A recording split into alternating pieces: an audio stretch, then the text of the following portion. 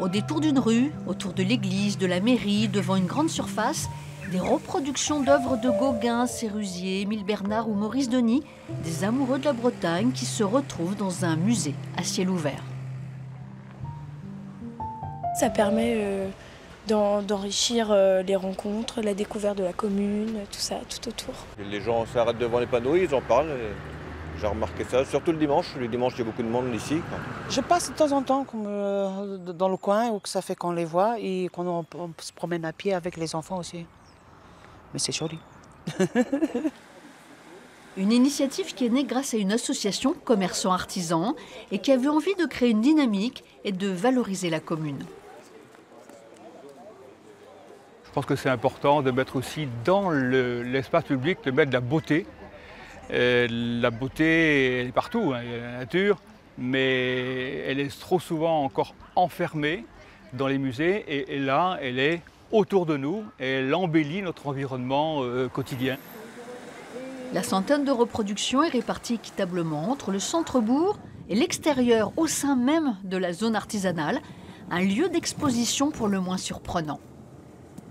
Il y avait deux objectifs, c'était de faire découvrir les entreprises au grand public et de créer un lien entre tous les... donc la suite de l'expo ici, et de créer un lien entre tous les artisans, commerçants de la commune et de la zone, de trouver un sujet fédérateur et de créer des événements autour de ça. Cette exposition, Gauguin prend l'air, aura coûté 15 000 € et sera une belle bouffée d'oxygène pour Quessoy. Rendez-vous maintenant avec Françoise Trébien, adjointe au maire de Quessoy. Elle, quand elle prend l'air dans cette exposition, ce n'est pas Gauguin qu'elle préfère, mais les Bretonnes à l'ombrelle d'Émile Bernard. Alors ce n'est pas vous, municipalité, qui avez pris l'initiative de cette exposition, n'empêche que vous avez bien pris la balle au bond. Alors il y a trois éléments qui tout de suite ont retenu notre attention. Je dirais c'est la composition originale de l'association, des artisans, des commerçants.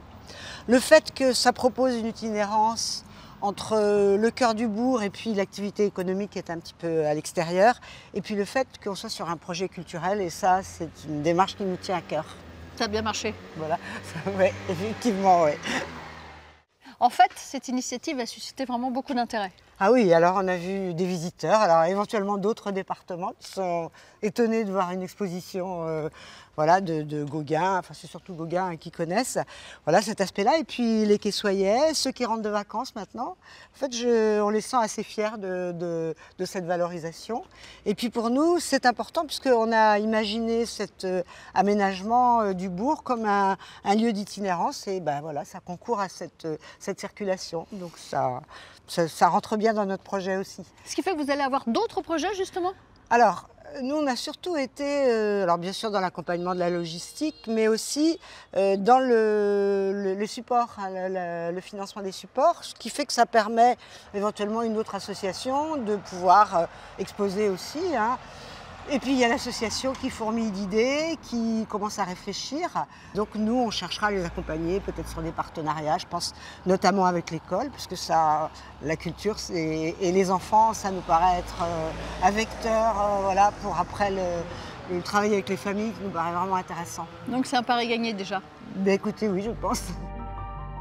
Jusqu'au 28 octobre, Gauguin prendra l'air à Quessoy.